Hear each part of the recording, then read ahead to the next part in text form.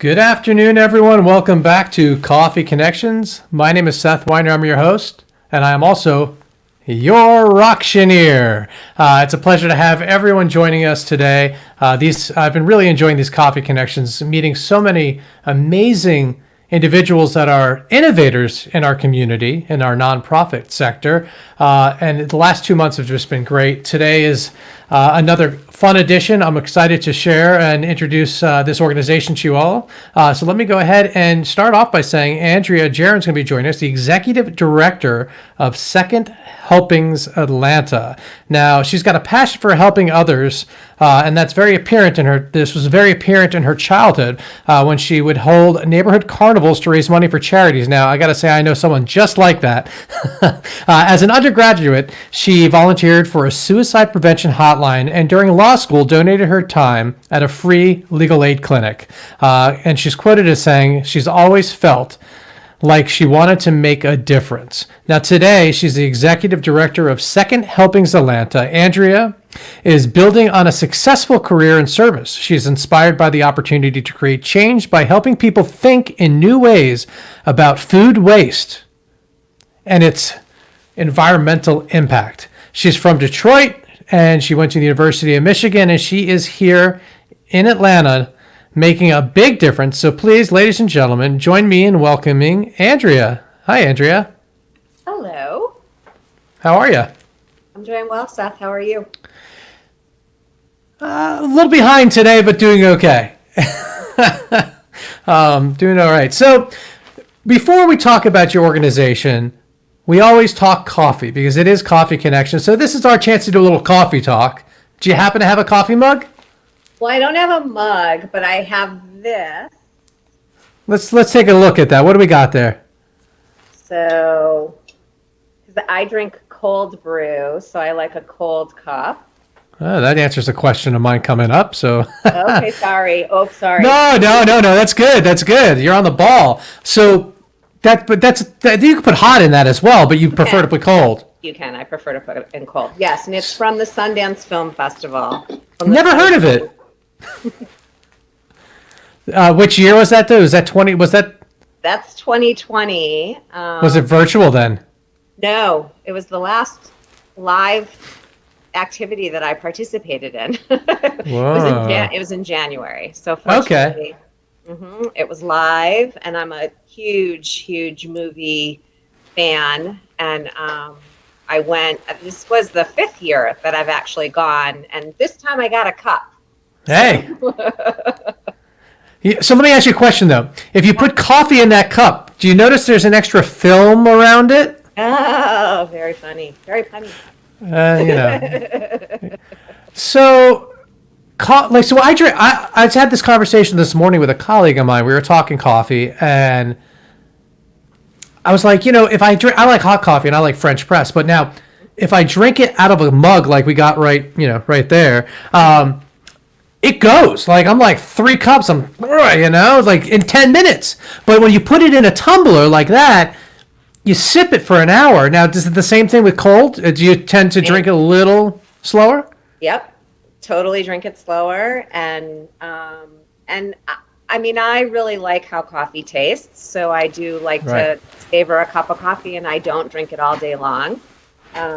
So yes, it's actually good. It stays nice and cold and fresh for a couple of hours easily if you want to make it last that long. Yeah. I mean, by the way, you want to feel like you're in the future. I mean, our kids don't realize it, but man, let me tell you, when you put an ice cube and cold water into one of those tumblers and 2 days later, there's still ice in it in the summer.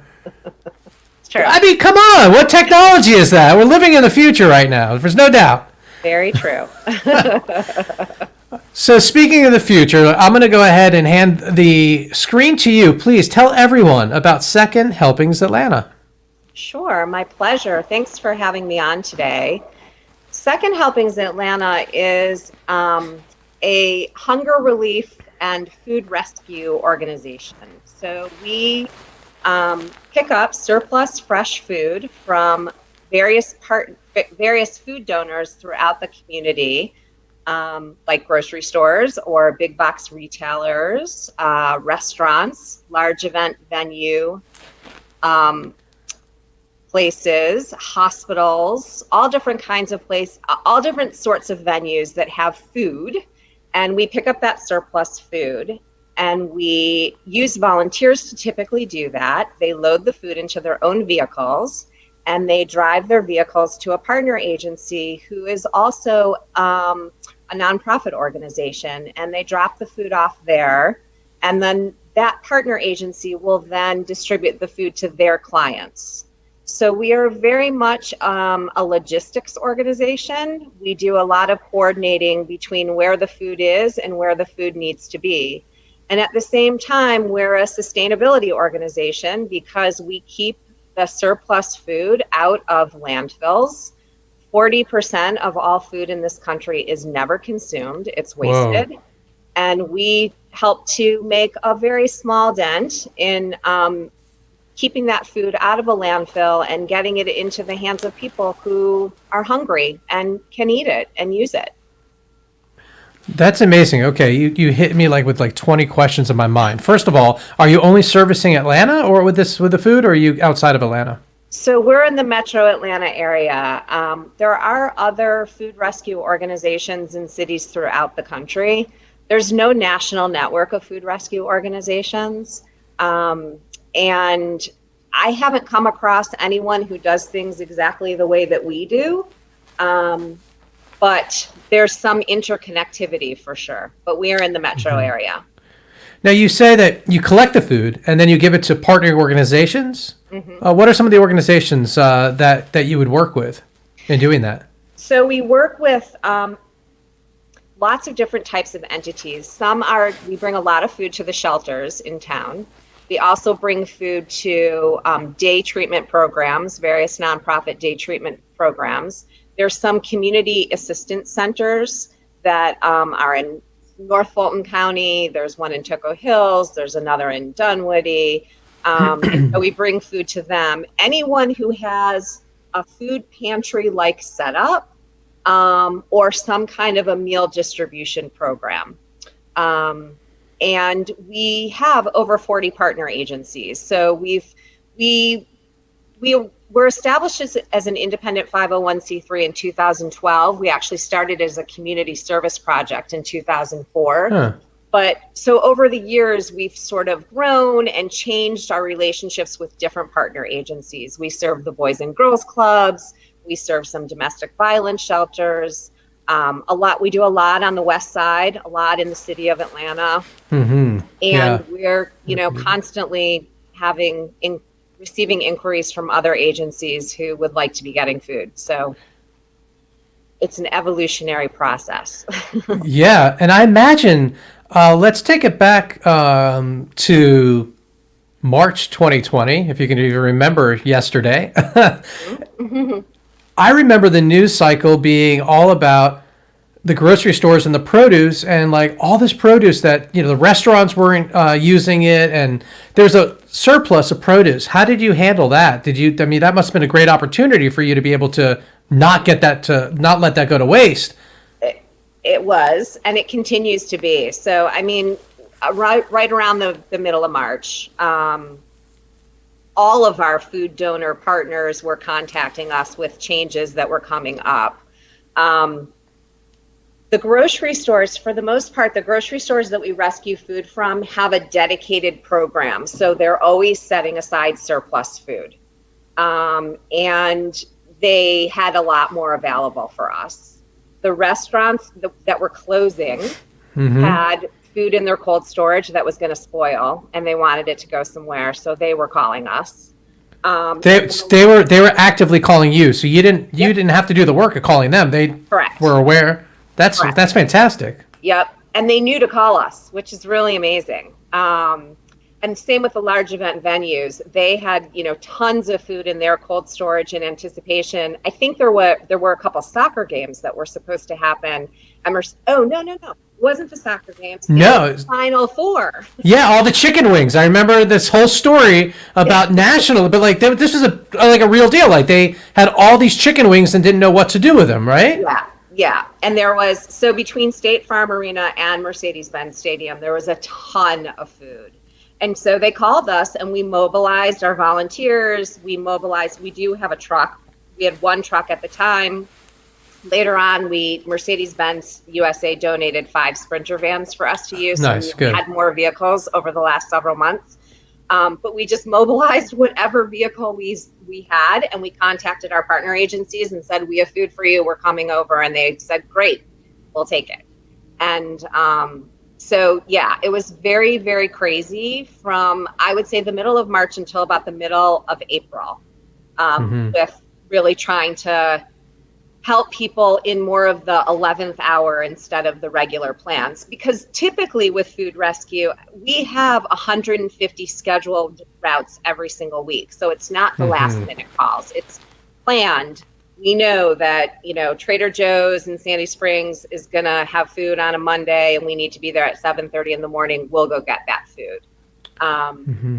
But we continue with the scheduled routes, obviously, and there are people who are calling in the last minute with food. Now, what about, I imagine like the Atlanta Community Food Bank, etc. How do you work differently than them in this capacity? Are you competing to get the food from Trader Joe's, or is it they're getting food from Cisco and you're getting from Trader Joe's, or how's that all work? Yeah, we actually have a great relationship with the Atlanta Community Food Bank. We are partners in this process, and so they obviously deal in much larger volumes of food than we do. And the food bank is a food bank. They have storage. So nonprofits can go to them and essentially do their grocery shopping. We don't have any cold storage. We don't have any shelf-stable food. Everything we have is fresh and perishable. So we literally are picking up food and delivering it typically within 90 minutes, and the food gets distributed shortly thereafter. So we are very much in alignment with what we do, because we serve the purpose of reducing food waste and reducing hunger, but we do it a little differently.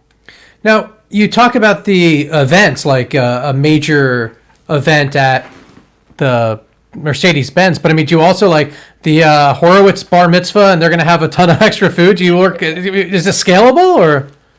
Yeah, so the challenge with the bar mitzvahs and the weddings and those kinds of things is we have to maintain certain safety standards, and any food, especially now, right? Yeah, and any food that's been put out on the line, so to speak, so like on the buffet line, we won't take that. So if the Horowitzes are keeping a lot of food back in the kitchen and it's covered and refrigerated and the caterers, maintaining that food safety, and there's leftover food, then we can take that food.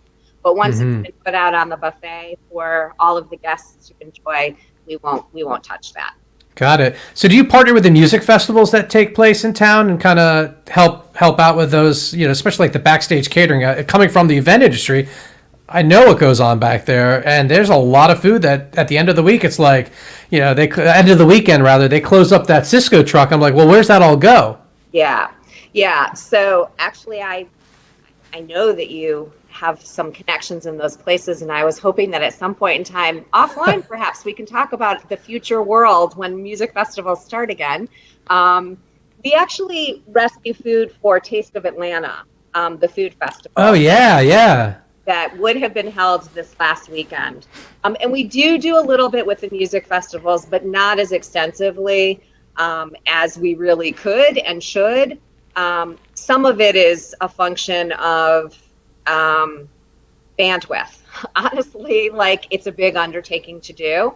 And some of it is also just getting all the different vendors on board and agreeing to participate in that type of activity. Because it takes coordination. Like, you have to talk to all the food vendors and make sure they're not throwing their food away. They have to package it up, and they have to be willing to let our volunteers come in and get it. So it's an evolutionary process.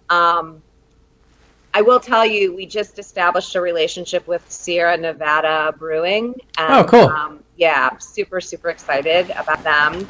They're becoming an amazing partner of ours. And when I spoke with one of their employees on Friday, we were talking about the future and the music festivals, and because they're all about sustainability too. Big time, yeah. And how we would really like to be able to work together in those types of events to be able to rescue all of that food, because there's a lot. There certainly is. I mean, it's endless, but it's neat to know, though, the scalability of your organization and how quickly you're able to get food to folks. As we are in COVID times, how has this changed your processes? Because it sounds like when we're all shutting down and locking in and starting to really like close ourselves from the world, you're out there picking up food from restaurants and interacting in ways with small businesses, and your exposure was huge. Like, how did you deal with that on the onslaught there? Yeah, well, right in the beginning. So we have a network of over 400 volunteers to help support our operations. And as soon as the pandemic started, the bulk of our volunteers really held back, completely understandably. Almost 40% of our volunteers are 60 and over, so in the vulnerable demographic. So we pivoted really quickly. We were super fortunate that, are you familiar with Goldbergs bagels, Goldbergs Fine Foods? I mean, I have a son and we live across the street over here in Toco Hills. So I was a Bagel Palace fan until, but let's face it, Bagel Palace got too expensive, and I'll blame it on the rent, not on them. Yeah. Kinda. And but I miss them. They were great. But yeah, Goldbergs is a great alternative. I completely agree. And we were Bagel Palace fans too. We were sad to see them go. But Goldbergs is amazing. And we rescue food from their restaurants. And when the pandemic started, one of my board members reached out to one of the owners of Goldbergs and said, we could use some help with some trucks if you happen to have some trucks available. And they were going to furlough a few of their employees who were working down at the airport. And they decided not to furlough them. They kept them on staff, and they basically became our temporary volunteers. And they drove our food rescue routes for us 7 days a week for about 6 weeks. Yeah. So that's an example of a big load of food that they picked up for us. Those are actually, I think those are pot pies that they donated to us. They gave us like 2,000 pot pies not too long ago. Can you say that quickly? Yeah. So they completely supported us during that period That's fantastic. of time, and it was incredible. And then the airport was going to start to open back up, so they needed to take their employees back. And that was when Mercedes-Benz donated the Sprinter vans to us. And I was able to hire a few temporary drivers. And so sort of ironic that in this crazy time where food insecurity is skyrocketing because the economy isn't so great and people are losing their jobs, and I got to hire a few people. No, that is great. That's cute.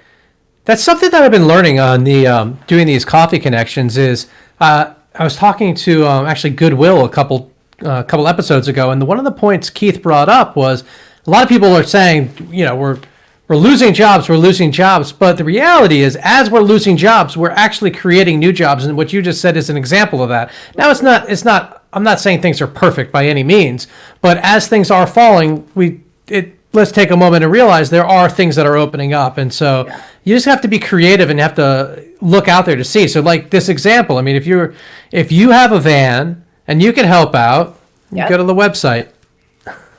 Exactly. I've gotten phone calls from people who own vehicles, own trucks, and they're looking for work. And they've said, I've got a 26-foot box truck and I'm fully insured and I can totally help you pick up food. So if you need some help, let me know. And it's the community has really come together. I think the one of the biggest examples from our point of view of the community coming together, and in talking about the Atlanta Community Food Bank, is that we partnered with them in the end of April to launch the Atlanta Community Kitchen Project, which was really geared towards commercial and stadium kitchens throughout the city where hospitality workers were losing their jobs or were furloughed temporarily. We got a lot of funding from the corporate community in Atlanta. The Atlanta Chamber stood behind this in a very significant way. And we were able to open those kitchens back up and have them prepare full, beautiful family-style meals. And then we coordinated all of the logistics and delivered those meals to people throughout the city over the course of the summer. It's continued into the fall, and we've delivered over 400,000 meals. That's amazing. And so, yeah, I mean, it's really an example of people coming together to problem solve in a couple of different ways, giving people some jobs who really needed to have jobs, and getting food to people who really need the food. Yeah, and that I hate to say it, but that problem's not going away. I mean, hopefully we can help it, but that's something I foresee is going to get worse as time goes on here in the near future. Yep, I would agree with you. Based on the number of requests that we're getting, and the meal delivery program has been pulled back pretty significantly. It's continuing, but not at the volume that it was before, because we're out of funding for it. And as we inform the partner agencies that the meals are winding down, they're really sad because they need them and their clients need them. And the hunger issue it's not going away.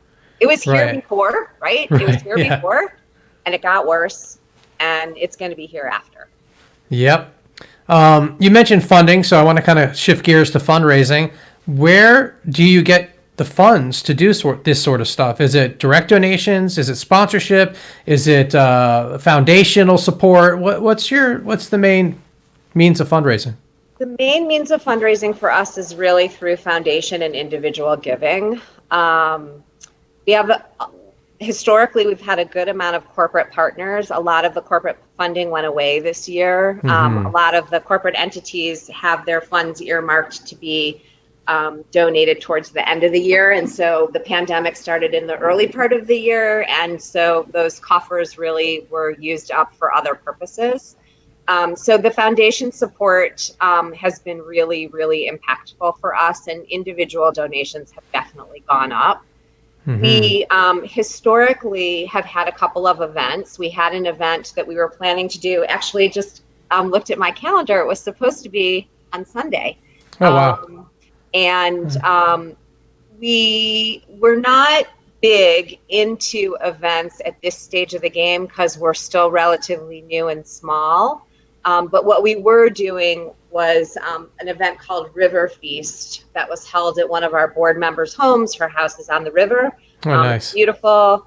And a small gathering, less than 100 people to hear about the organization and the work that we do, hear from one of our partner agencies who benefits from the work that we do, and, get the message out about the importance of supporting us.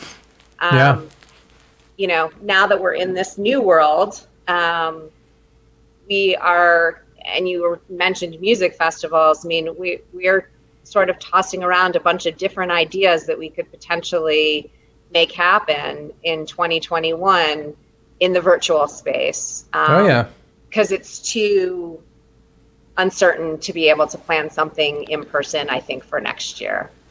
No, I think that's absolutely right. It's silly to start putting all your eggs into an in-person event. I think, and I'm saying this on the fundraising side as a benefit auctioneer, and my colleagues, we're advising folks that, look, if you want to plan in person, that's fine, but you need to look at your plan. If that's your plan A, your plan B needs to be a plan A, because you have to go into it knowing you're going to have a hybrid. Because it's just, the reality is this: if you have any supporters that are in their 60s or above, you don't know they're going to get their vaccine. You don't know even if they get it, if they're going to be comfortable. So you have to plan for a hybrid. Right. And it's silly not to. It's silly to think that, especially after all this time, for people to think that we're going to go back to normal. It's not going to be normal. It's going to be a new normal, and then there's going to be another new normal, and then there's going to be another new normal. Right. And so you have to embrace it. Yep. So that's and there are tons of ways. I mean, I could list 1,000 ideas like that on virtual It's just a matter of really, looking at your supporter base. So knowing you have a supporter base, knowing you could have done this in-person event, how do you do that virtually? And that's the question you chew on. But it sounds like you got some good ideas brewing. Yeah, I think we do. I think that in a lot of ways, the virtual platform allows you to reach far more people than you ever could have before. The entry point to participate, from a cost perspective tends to be a lot lower. And the overall overhead expenses from a fundraising standpoint tend to be lower as well. So your ROI can really be a lot higher. The hardest part is you're up against Schitt's Creek, like literally up against Schitt's Creek. Yes, that's what I hear. So, and you got to find, it's important to recognize that and to be able to find ways to engage and make it entertaining, make it impactful, and make it different, because let's face it, if it's a virtual gala and you're as a supporter on your third or fourth one, and it's the same format, right, you're going to get bored because you don't have the person next to you to be like, oh my God, this speaker, whatever it is. I mean, not that the speaker's bad, but you've seen enough speeches. Like, how do you really do it? Yeah. But yeah, we did a little event a few weeks ago. It wasn't a fundraiser. It was really just for fun, because since we are about sustainability, we do like to get the word out on different things that you can do as an individual to impact the environment positively around food. And we did a cooking demonstration with Annette Joseph. She's from Atlanta. She's a food stylist. She does all kinds of entertaining. She's got beautiful books. And she has a home in Tuscany. And she was in Tuscany. And so we got on with her, 6 o'clock her time, noon our time, and we did a zero waste gnocchi recipe. Oh, cool. And it was super fun. We would have never done that. We would have never thought about doing that in a normal world. So no kidding. Yes.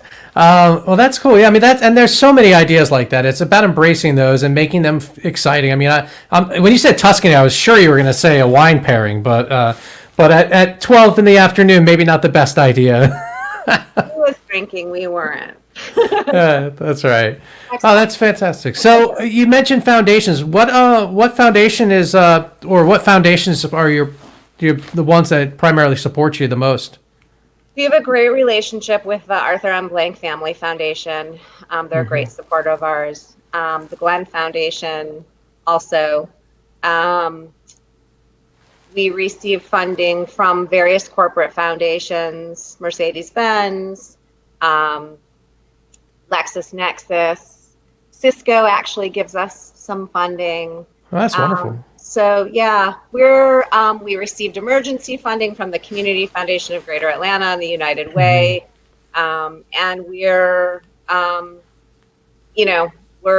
a lot of proposals out there. I bet. And are you the primary person to write the grants, or do you have how large of a team do you have?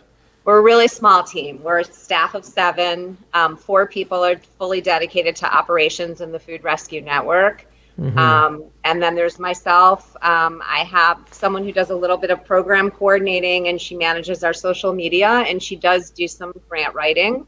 And then we have a finance person and a database manager. So yeah, I do the bulk of the grant writing with support from one of my staff people.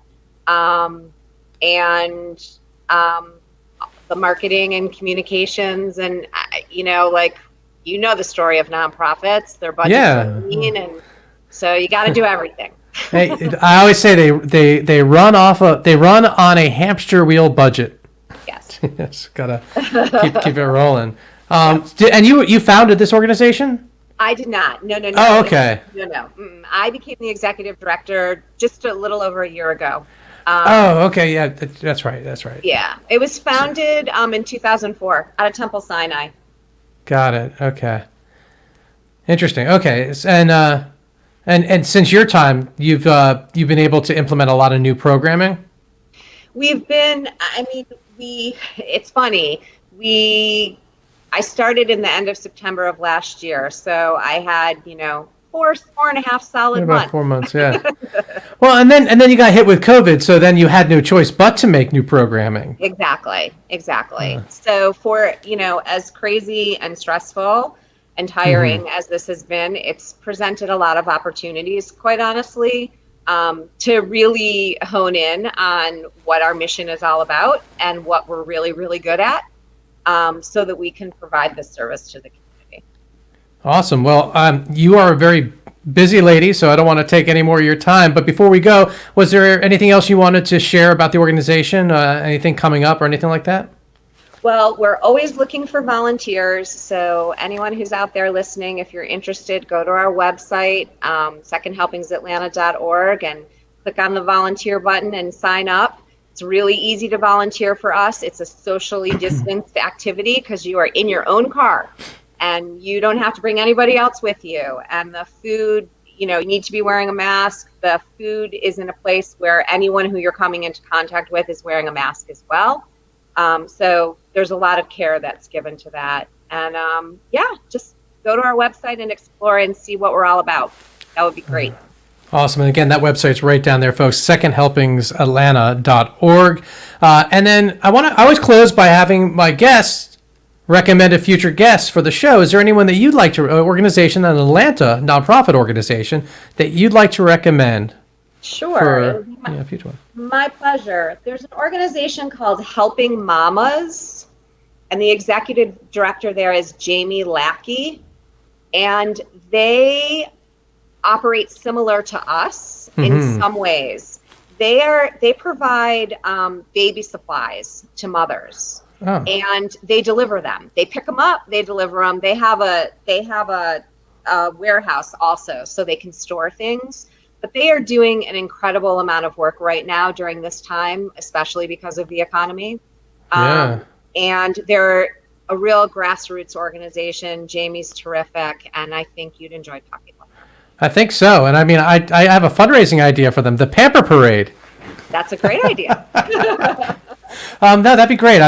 It's so amazing how many organizations there are in a lot of communities, but in Atlanta in particular, because that's what I'm focusing on. It just amazes me how many and how different they all are. And there's one specific thing turns into this organization, and it's very fascinating how everyone's grown. Well, thanks so much for your time. We'll be back here on Thursday, folks, so you can join us. And I got great news. We're going to be putting all of these videos into audio, and I'll be sharing that link very soon, so you can take these 30-minute conversations on your next run. Because you need the caffeine, they got the coffee connections, you're good.